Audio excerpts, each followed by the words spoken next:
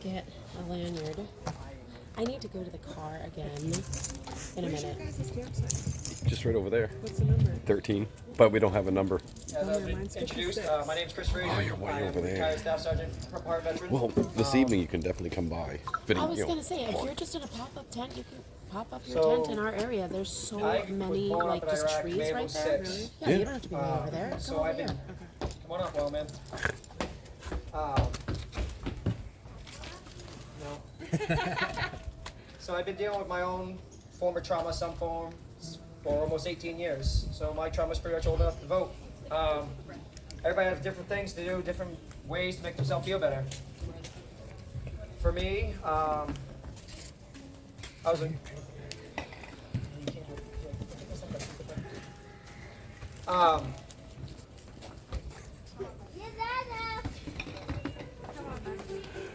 that's some of my how I deal with my trauma. So I was on crutches 2 years for 3rd-degree burns in my right foot. I was down at Brook Army Medical Center, which is in San Antonio, Texas. So I had to figure out learn how to re-walk.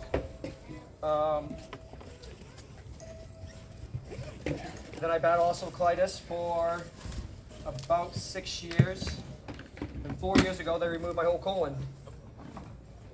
So clean eating, better lifestyle helps a lot with that. Not many people will. And I can go over the poop question too. I don't have hard poops. I have nice soft poops now. It's very nice, smooth. And if you do eat cleaner, your body does respect that a lot more. I consume over a gallon of water a day, minimum. Let's see. Mental health stuff. I work for the dump guy. I get a paid rage drum every day.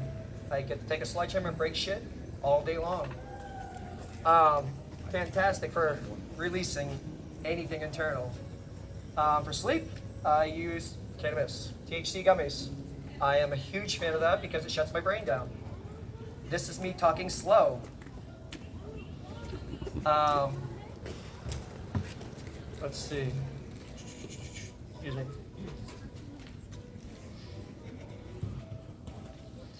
Additionally, I train Brazilian Jiu-Jitsu and I do MMA on the side to help, again, with release of anything else.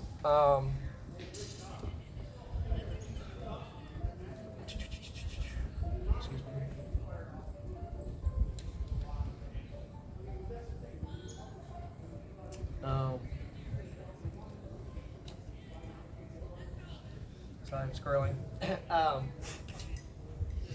So for cannabis, like I said, I use gummies at night, normally a 3-to-1. So it's 30 milligrams of CBD, 10 milligrams of THC. That helps to compartmentalize and shut my brain down, which is very helpful so I can maintain a 2 to 4 hour block of sleep, which doesn't sound like a lot, but it is.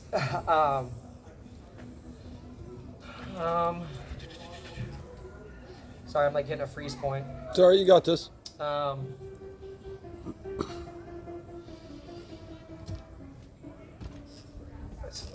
So I first started my mental health healing with EMDR therapy. For people that don't know what that is, you hold a pulsator one hand, 2 hands. They hit you with a strobe light. This is obviously not as descriptive as it should be, but they hit you with a flashing light. You hold 2 vibrating pulsators in your hand. They reprogram your good trauma with bad trauma. So you take, let's say my incident, me getting blown up, and then they program that to your brain with a day on the beach, having a happy memory. It's a beautiful thing. I have not done sit down in an office therapy in over 15 years. Again, I can feel when my trauma is going to hit. I can feel when things are going to hit to me. And then I learn to deal with that. For me, I have to stay physically active. If I stop, I sit down, I spiral. I'm not built to sit still and accept that. I did. Another form of my therapy, my daughter. Recently, well, about 7 months ago, I lost a battle buddy that was very, very, very, very dear to my heart. He was supposed to be my driver when I got blown up. There was only 3 guys in my truck. My driver was killed instantly. 555 millimeter mortars. We were driving a dump truck. First bomb hit the front axle, blew the axle underneath. Second bomb hit the cab. Third, fourth, and fifth bombs hit the rest of the truck. The bomb that hit the cab entered my driver's left kidney, exited his right lung. So he was killed instantly. The bomb continued going up through, hit my leg, shot in the left leg, 30-degree burns right foot. And as it exited, it took my TC's front of his face off and ejected him from the door. Before he ejected out the door, he pulled my strap down. So when we rolled, the truck did the rollover, I was in the cab.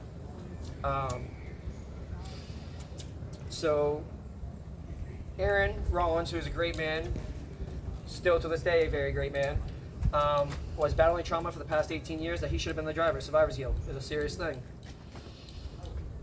He has helped thousands of veterans battling their own trauma as he was trying to deal with his own. So I'm a huge advocate. If you need somebody, you need to reach out.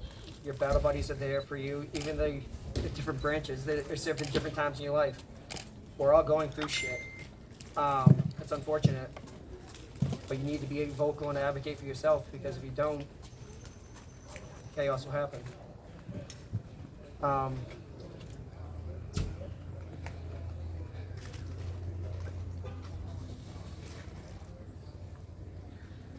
Sorry, that stings a little bit, because that took 18-year-old trauma and brought it pretty fresh.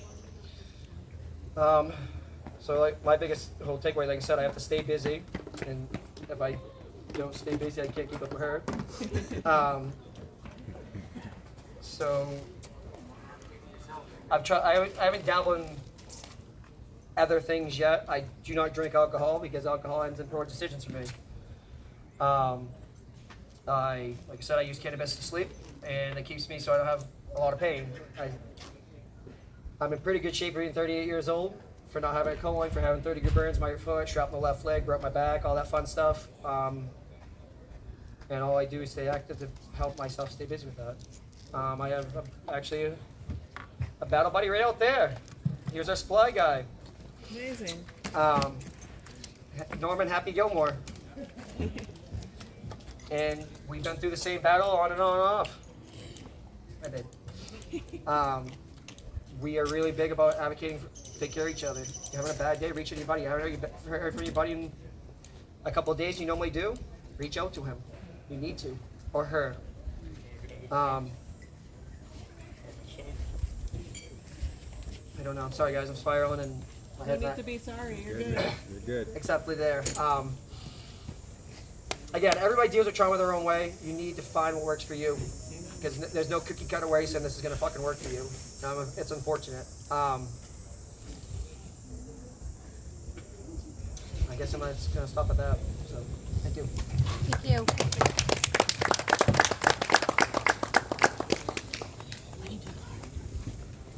What's up, Al?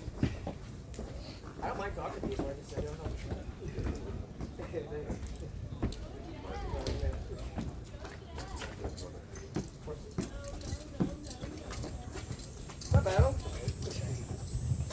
So really appreciate that. It's a difficult thing to come up and talk about. The only thing I want to just hit on a little bit for him is just the buddy check component. And making sure you're checking on people if you hadn't heard from them, or create some kind of process. And another one of the things our organization is doing is a buddy check program, where we do have multiple times a year where we're just solely focused on reaching out to see how people are doing and how important that can be and impactful.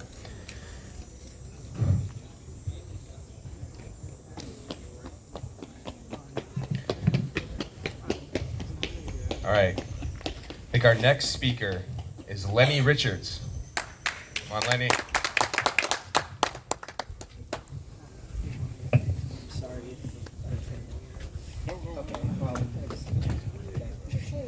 Hello. Hi, my name is Lenny Richards, and I represent Veteran Psychedelic Network. Our booth is back there. Go ahead and check us out if you haven't yet. I'm supposed to be up here talking about my story, where to begin. I'll just say 15 years in the military, I deployed twice. Both times I deployed was with the Maine Army National Guard. Prior to that, I had some active duty time. Before 9/11, still had green face paint on and polished boots and all that shit that, you know, we all go through. My deployments, that's where all my trauma started, like most of us. So my first deployment, I deployed with the 133rd Engineer Unit out of Maine. There, our jaw hull blew up. So you can imagine all that trauma that comes with that. And I'm going to try to shorten all my trauma, right? Because I got a lot. So I'm going to shorten it. So the jaw hull blew up. I was a first responder. There we lost, you know, a few nice, amazing people from the Maine Army National Guard. In all, we lost like 22. Okay? So you can imagine what I saw then, what I experienced, right? Being a first responder, being 22 years old, right? Oh, not to mention, before that deployment, my dad had a quadruple bypass heart surgery, right? So we're doing all this, right? Great, now I go on the deployment. Awesome. Oh wait, during this deployment, I also met my wife and got married, and we went back during this deployment for our honeymoon. So let's just add that on to everything, mind you, okay? So where I'm going with this, trying to fast forward here, during that same deployment, I'm sitting in the back of this vehicle, it's midnight, there's the Iran-Syrian border. Beautiful, beautiful countryside up in northern Iraq. Sitting by my 50 cal, right? My first sergeant comes out, got to tell you something. Your mom died. No, she didn't. My dad died. No, it's your mom. Right? So, shit. Took me 3 weeks to get home, right? And they kept her frozen until I got there. So there's that, same deployment, right? People died, da-da-da-da. So a week after my mom's funeral, my dad had surgery and he had to have his leg amputated. And big long thing, I had to make that decision for him.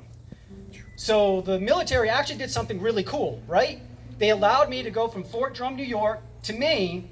I'll stay home for about a month and a half to take care of my dad. Instead of going back to Iraq, back to my wife, back to where all the death was, I got to stay home. Cool?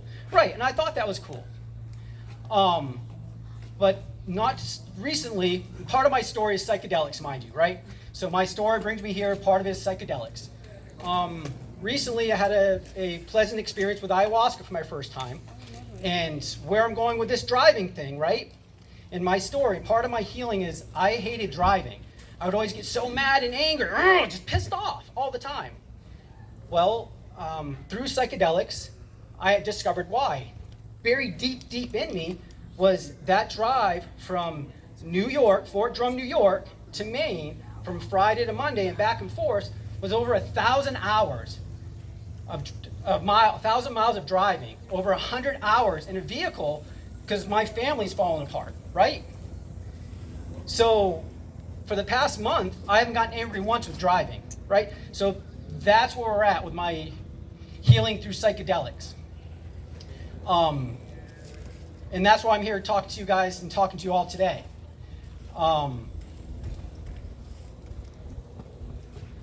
I personally go more on the psilocybin mushroom side when it comes to psychedelics. That's what I'm more comfortable with. And what that's done for me has been tremendous.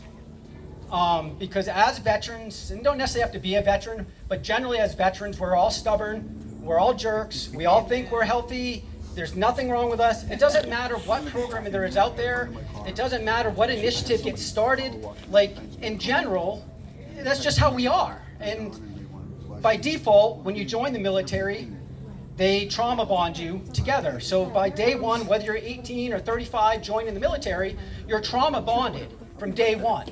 You don't realize it when you're young, but you're getting yelled at and screamed at, and all that stuff, right? I was 18 and my bunkmate was suicidal. I was told if they committed suicide, it was my fault. So at 18 years old, what does that do to somebody? That's just more and more trauma.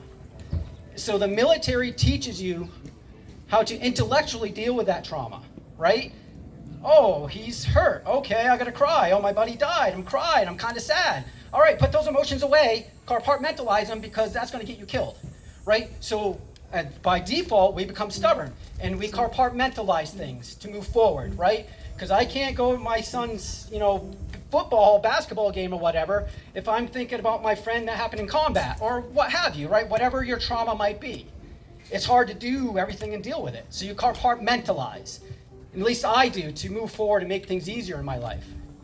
What I found psychedelics do, for me personally, is it takes all those compartments and it dumps them all out in a bowl.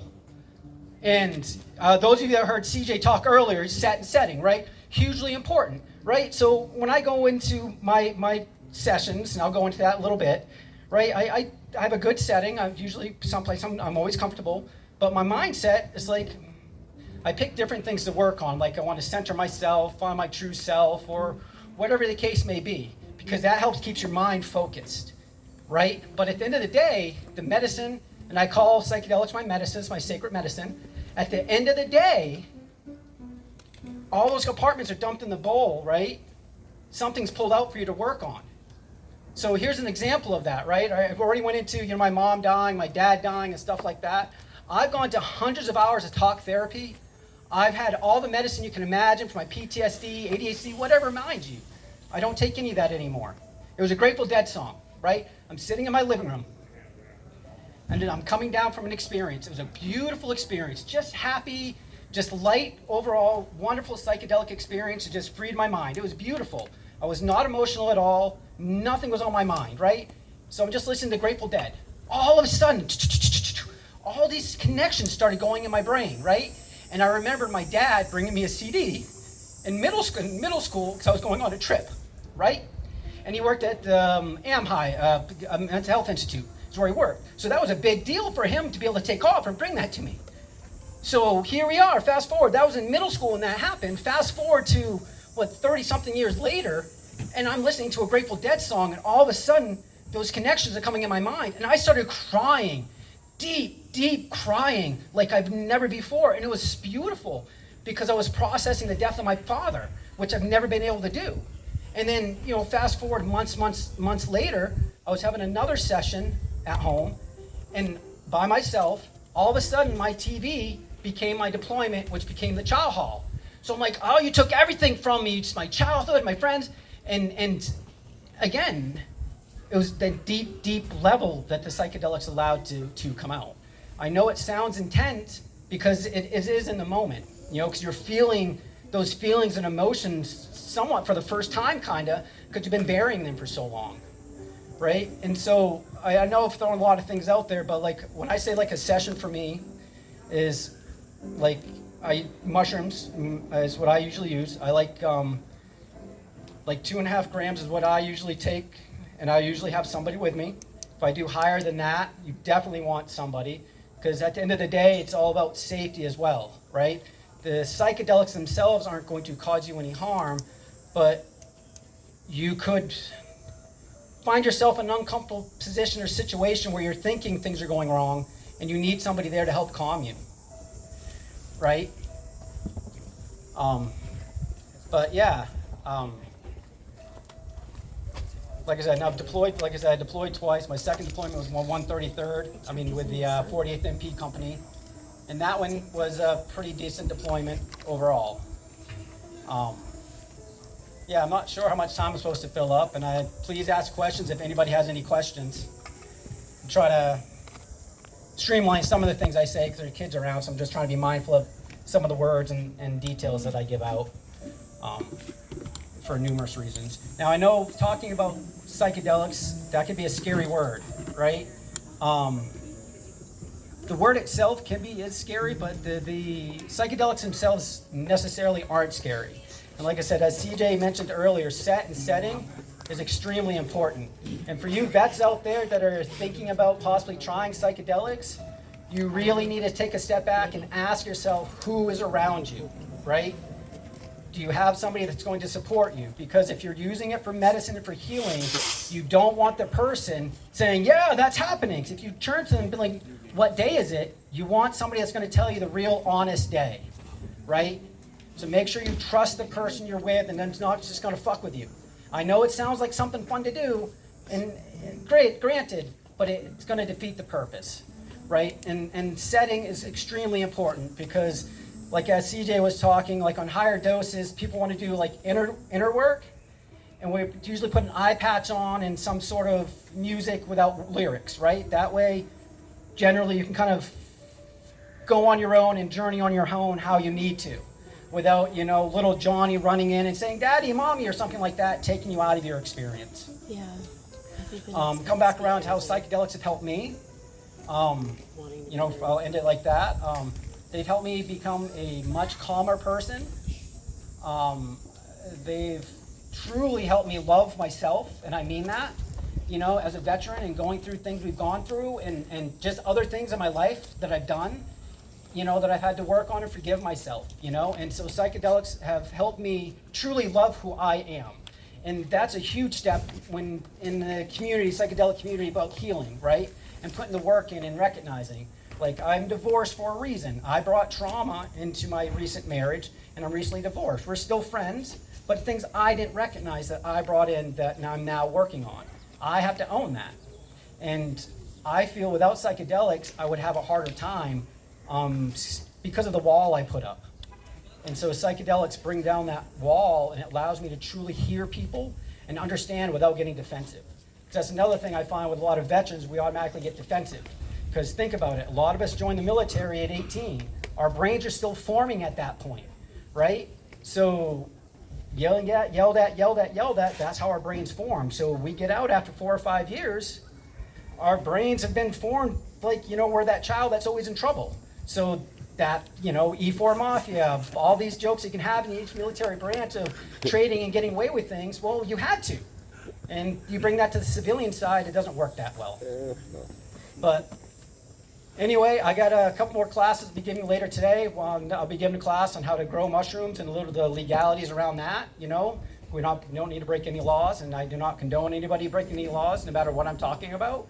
If you're unfamiliar with what the laws are, please come ask me, and I will tell you what the laws are pertaining to that, which pretty much everything I talked about is, you know, a no-go. But I will gladly talk to you more about that and how that is. Any questions? Again, my name is Lenny Richards, Veteran Psychedelic Network. Please come say hi.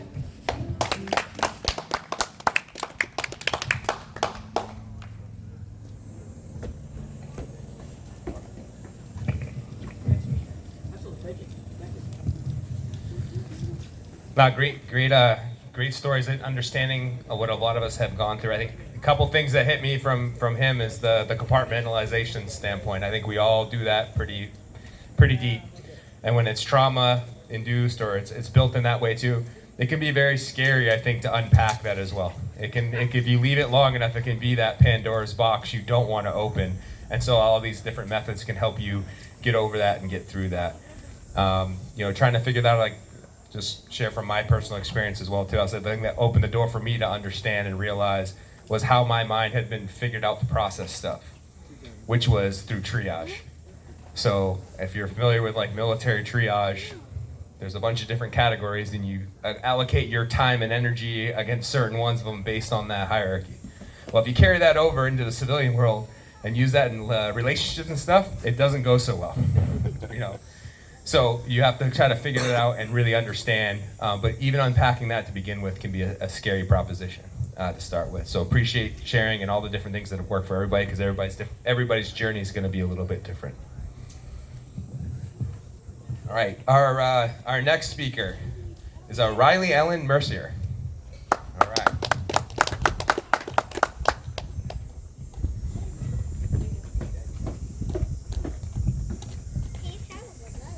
Hello everyone, how are we doing today? Great. Thank you Raymond and Chrissy for putting on this beautiful event that brings together veterans and telling people your story. It's just powerful, so thank you. So there's an ancient Japanese tradition called kintsugi, and it takes broken pottery, repairs it with adhesive, and embellishes its cracks with golden paint. This technique celebrates the piece's history by adorning its scars in gold rather than trying to cover up and hide its past. In turn, kintsugi makes the piece more beautiful than before, putting its blemishes on display to show its maturity. As veterans, we can all learn from this ancient practice. We exit the service with some serious battle wounds, but that doesn't have to mean that we're broken. It means that we must learn to shift our perspective, heal our wounds, and see ourselves as beautiful. My name is Riley Ellen Mercier, I'm a veteran, fashion model, and mindset enthusiast. I grew up here in the great state of Maine, and probably like most of us, didn't appreciate it until I left. I had an amazing childhood, but as I got older, I realized that Maine didn't have the opportunities I was looking for at the time. So one day out of the blue, I came home with Army recruitment papers, and my dad was like, okay, cool, but at least go talk to the Air Force recruiter. He said the Army sleeps in tents and the Air Force sleeps in buildings. Now, I'll tell you, I spent my fair share of time in tents, but I am grateful for his intervention. I served 6 years in the Air Force, from 2012 to 2018, with the 820th Base Defense Group out of Moody Air Force Base, Georgia. I deployed 3 times with that unit in response to Operation Inherent Resolve. After my 3rd deployment, I knew that I needed to get out of the military and move on to bigger and better things, but I was like, okay, what do I do now? Who was I outside of the military? What did I plan to do with my life? And how would I return to a life that I left on purpose? These were all questions I struggled with immensely as I tried to pick up the pieces of my past and move on to a new life. Transitioning from the military back to civilian life, all while trying to find my purpose, is by far one of the biggest undertakings I have dealt with today. It's been 6 years now since I've separated, and as hard as it was, I picked myself up, I brushed myself off, and I started to live my life. So along the way, I learned 5 core things that helped me fall in love with life again, gain confidence, and put myself out there so that I could help other veterans along the way. Number 1, develop a spiritual practice. Whether that's through meditation, prayer, plant medicine like we are all talking about today, nature and self-reflection. Finding balance and connection with something greater than ourselves gives us a sense of peace. We're all seeking a deeper connection, and research shows that people who have an everyday spiritual practice are better equipped to deal with negative emotions. This helps us find inner peace, connect with a greater purpose, cultivate resiliency and strength. I find that for me, meditation, movement, and prayer are non-negotiables. Number 2, discipline is destiny. We all learn discipline in the military, so we have to apply it to our everyday lives. Creating discipline in our lives allows us to establish routines, maintain healthy habits, set and achieve goals, and overcome challenges with consistency.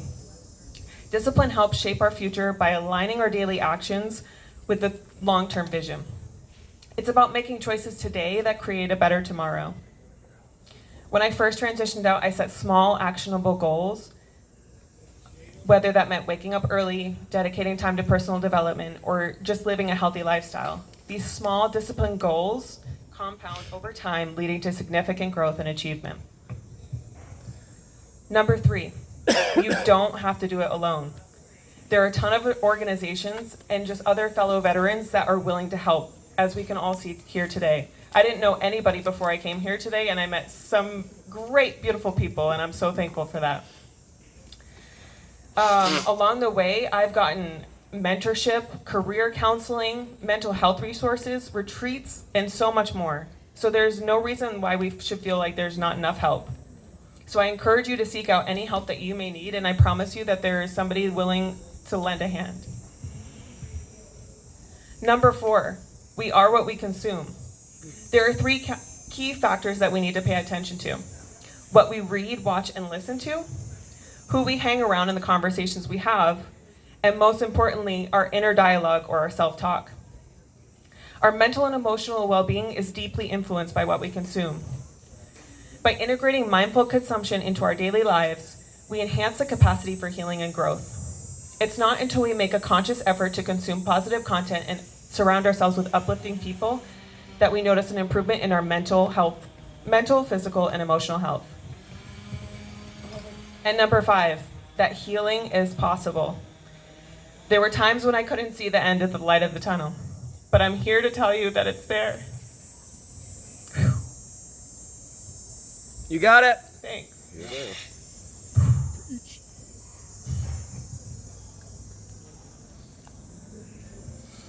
It isn't just a distant dream, it can be reality. As veterans, we're some of the toughest people out there. Like you were saying, man, we think very highly of ourselves. We all have the tools to be resilient, we just have to apply them. By changing our mindset, becoming more positive, and believing that healing is possible, we can rediscover our strength and potential. So in closing, I want to leave you with a message that there is hope for healing. That no matter the challenges that we face, that there's always a path forward. As veterans, we must redefine what wholeness looks like to us and make something beautiful out of the life that we were given. Just like Kintsugi, our scars are not meant to be covered up, but celebrated. So my wish for you today is that you embrace your scars, you celebrate yourself, and you know that you are worthy. Thank you.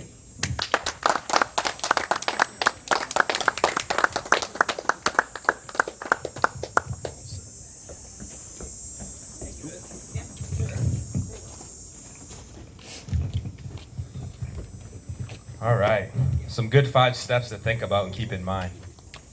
That transition she talks about too is not an easy one for anybody. I think we've all been through those windows or those times where we're trying to figure out what's next and how to keep focused and just not give up on what that future and what that light at the end of the tunnel is going to be. So really appreciate that.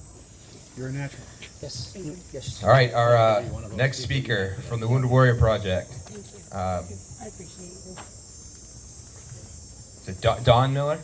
Dan Miller, sorry. Get him there. Wrote it down. I got like 3 versions, so Dan Miller. Right, I had Dave, sorry.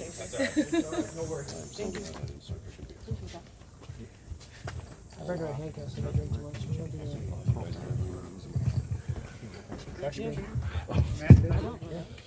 that. Much appreciated. Thank you, Matt. That's what we're supposed to do. The DOD says that there's 17 a day, or 21 a day, or 22 a day, as far as service members that take their own lives. One is too many. Yep. That's the reality of it. One is too many. I spent 30 years as a United States Marine, both active duty and reserve. For 24 years, I was a police officer, working in Chicago and in the suburbs around that area. I did 3 combat deployments to Iraq as an artilleryman and also in the infantry as a machine gunner.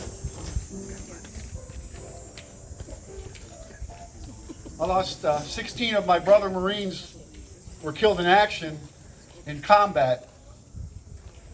All these things, they're bad. I've seen a lot of bad.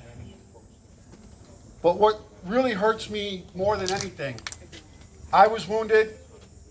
I have post-traumatic stress disorder severely. I have a moderate traumatic brain injury. I've had to learn to live with that, with a part of my brain that doesn't really work anymore. But what eats me alive and what hurts me the most is the 18 Marines that were my brothers that have died at their own hand. I think about the last one that passed away about a year ago. I'm not going to say his name because of respect for his family, but I want to talk about his story for a minute here. He made it through 2 combat deployments in Iraq in the infantry. Life in the infantry, for those of you that don't know, is rather hard. For those of you that do, you'll understand. But the bottom line is you sign a contract, you go and you do your job, you do it to the best of your ability, and you do it not for God, country, and apple pie. You do it for the guy to the left of you, and you do it for the guy to the right of you. You believe in your country, obviously, but each day you do it so that you can get home. Your mission is to make it through so that you can get home to your loved ones, you can get home to your life, you can get home to the things that you love. Like that young lady just mentioned, when she left Maine, she didn't realize how important it was until she was gone.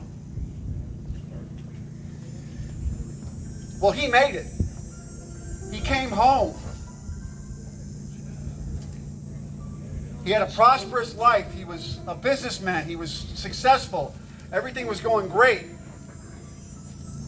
He was married. His son was 7 years old, or shall I say is 7, he's 8 now. And then one day, I would talk to him now and again, and he would always smile. I'd see him at reunions, I'd see him at events, always smiling, always happy, always looking forward, talking about his business and how great things were going. And then one day I get a call at night, and it's another Marine, and he says, Sergeant Major Miller. I said, what's going on? I haven't heard Sergeant Major in quite a while, but what's going on, brother? What's up? He says, Dan, Facebook. Get on Facebook. And this friend, this human being, this proud warrior had put on Facebook his last letter, his suicide note, whatever you want to call it.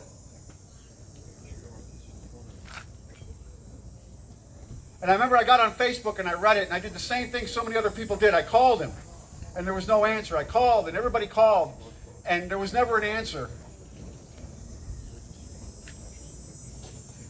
The next day I found out that he had waited until the police had shown up, and when they show up, he had ended his life.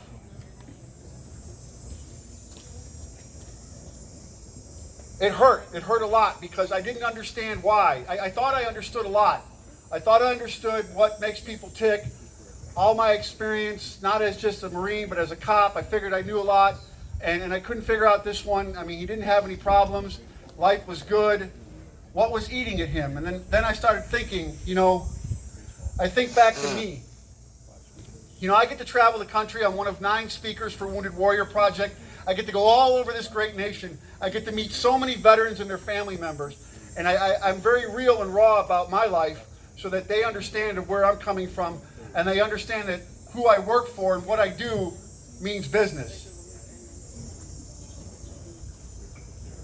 And people sometimes say, wow, you made Sergeant Major, and I can't believe you're talking like this, because normally guys of my rank don't come out like this and talk like this. And I say rank doesn't mean anything. We're human beings. What matters is that one is too many, and whatever it takes, however it takes, if we can slow down and reduce those numbers to maybe one day, God willing, 0, then I'm going to do whatever I got to do to make that happen. Back in 2014, my life was pretty good. At least I thought it was. I was having my hard times. I was dealing with PTSD. I had dealt with a traumatic brain injury. The physical wounds from Iraq were pretty much healed. I was faking the funk when it came to the headaches. I was trying to ignore it and play tough guy, play Marine, be a hard ass. Little did I know that all the demons and all the problems and all the things that come with post-traumatic stress disorder, isolation, depression, mood swings, anxiety, I was living that, and I was going through a roller coaster, but I was ignoring it because I didn't think I needed any help. And the VA, you're there, you go, and you want to get the help, but sometimes you feel like you're nothing more than a number. But I kept going, and I kept trying to do the best I could do. I was pushing my family away, pushing my wife away, pushing my children away. My wife actually came to me one day and said, I'm afraid of you. The children are afraid of you. Even the dog's afraid of you. And I told her to stay in her lane. You do you and I'll do me. Note to that statement, don't ever do that. It's a bad thing to say. I came home on one day in March of 2014, and my wife had been gone, and the doorbell rang, and there was a guy standing there, and it was my first of 3 days off, so I was just chilling. I had my bunny slippers on and my house coat. I opened the door, and he looked up at me and he said, "Are you Dan Miller?" And I said, "Yeah, I am." And I go, "Are you Publishers Clearinghouse? Because I don't see the check or the balloons." And he said, "No, here, this is for you." And I took it. And when I opened it up, it was divorce papers. I got served. And at that moment, all of the things that veterans deal with, whether you've been in combat or you got hurt stateside or you were a victim of military sexual trauma or whatever it was, because I'll tell you what, I haven't met a veteran yet over my 30 years as a Marine or my 9 years working for Wounded Warrior Project. I have not met a veteran yet that has not had a bad experience or gone through a tough time. It's not just somebody that was in combat or in the infantry. That's just part of it. But we all have our demons. We all have our issues. All that stuff that I was hiding and burying and pushing down because I didn't think I needed any help, it all came out at once. And I ended up going out and doing what I thought was the best thing to do. A couple of shots of Jameson will fix it. And that wasn't the case. I ended up that day in my car on the side of the road with my service weapon to my head. And I figured, this will be easy. I'll just pull the trigger. It won't hurt anymore. And problem will be solved. Well, as I sat there, I started thinking about a couple of things. And one of the things I thought about was I had gotten involved with Wounded Warrior Project because another veteran had pushed me. Because veterans, as you know, are hard-headed. And a lot of times we don't want to talk about stuff. And a lot of times we don't want to do things that are outside our comfort zone because we put up with enough stuff when we were in the military that was outside our comfort zone. And we were ordered to do some silly things sometimes that were outside what we wanted to do. So now that we have more control of our lives, we don't want to do stuff sometimes.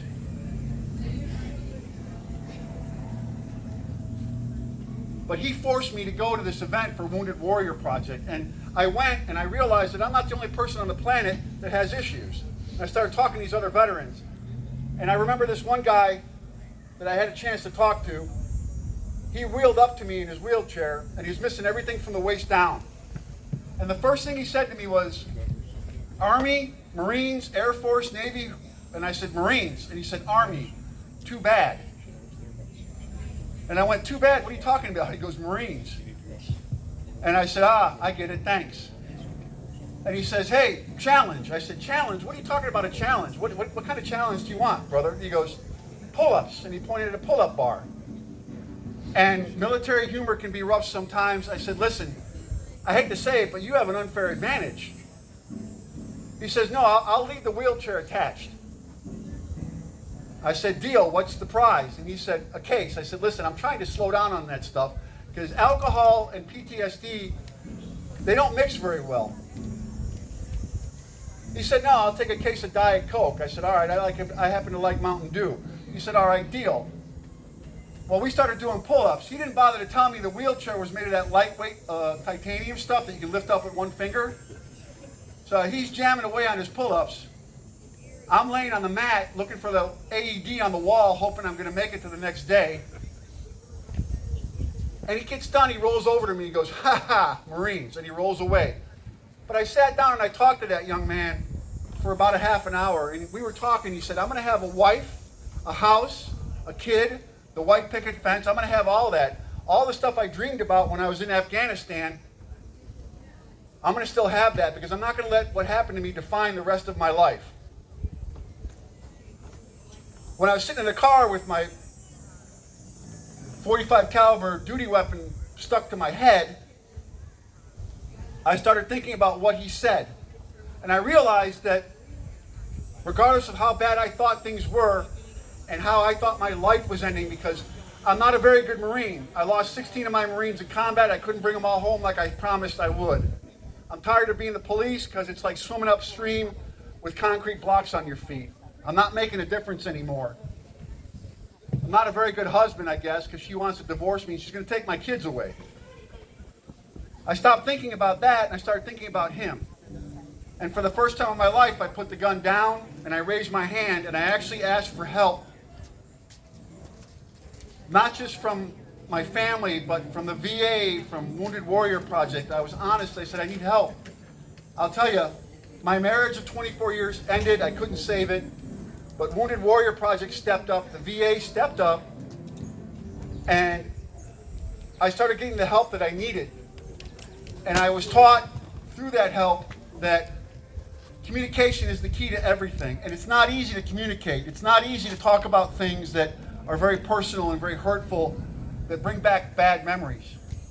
And this event today, all right, if this will help people to talk or help you sleep through the night and get you to a place where you can open up and be honest about things that you've been burying because you're afraid that you're the only one, or you are going to somehow shame yourself or your family or your legacy or your lineage or whatever.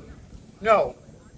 Being honest with yourself and being honest with the people that love you, that are around you, and opening up is the saving grace, is the thing that's going to change everything for you.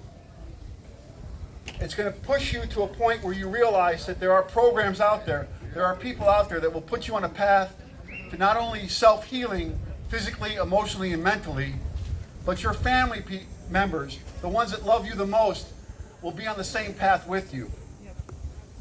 If I'd have pulled that trigger, I would have not have seen my son grow up to be a Marine, and he's doing outstanding. He's going to get out, and he's getting ready to be an FBI agent. I wouldn't have watched my 20-year-old daughter, who has special needs, who is now in college and flourishing. I often wonder if I'd have pulled that trigger, where they'd be. Because it's not just one person you affect when you do that. It's like a pebble that gets thrown into the water. The ripples go for forever until they hit the shore. It affects so many people around you. And I'll tell you something. I know I've talked to some people today, and you know, Wounded Warrior Project is a huge organization. There's like 800 some odd people that work for Wounded Warrior Project, and we have offices all over the country, but we don't have one here. And I understand that. And the best thing I can tell you about that is this. I know that the CEO from Wounded Warrior Project is working hard to hire the people that we need to hire, the people that are qualified to run the programs that we offer. And we have 20 plus programs that are specifically there for veterans to help them on that road, that path to healing, physically, emotionally, and mentally. I know that if you served in the military, active, reserve, it doesn't matter. As long as you served honorably, and even sometimes if you served and you got out and it wasn't honorably discharged, but you got out because there was an issue, and you got an other than honorable or a bad conduct, Wounded Warrior Project will still look at that, and if it's some way to help you to change that, you know what? They'll look at it and they'll work with you. But as long as you served and you've gotten out honorably, you go to the website, woundedwarriorproject.org, and you sign up. Now, once you sign up electronically, because you know what? I'll tell you something. When I grew up, there were no cell phones, no computers. You rode your bike until the lights came on, and then you went back inside because your mother yelled your full name. We're in a modern world now. I still have to call my son sometimes to figure out my cell phone. But that's reality. And part of that is getting online and signing up for Wounded Warrior Project. And I'm going to give you an example. Say it's me, and I live on an island that's the United States. And I have my computer, and I sign up for Wounded Warrior Project. And obviously there's no office on my island. It's me and a couple of crabs. But I live there. And Wounded Warrior Project sees that I've signed up, and I'm now in the registry, and there's a phone number for the resource center, and I call them and I say, listen, I'm having a hard time with my disability compensation.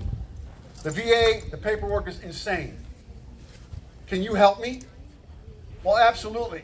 We have nationally accredited VSOs all over the country. You will talk to one of those VSOs. The VSO has direct lines into the VA to get your information. I was rated at one percentage, and I found out I rated more things. I talked to a VSO at Wounded Warrior Project and had my percentage rating raised. And it's not about the money, it's about the care. It's about the fact that they helped me raise my percentage rating, and this was long before I worked for them. But I'm on my island and I see this thing called Project Odyssey. It's about a 4-day event.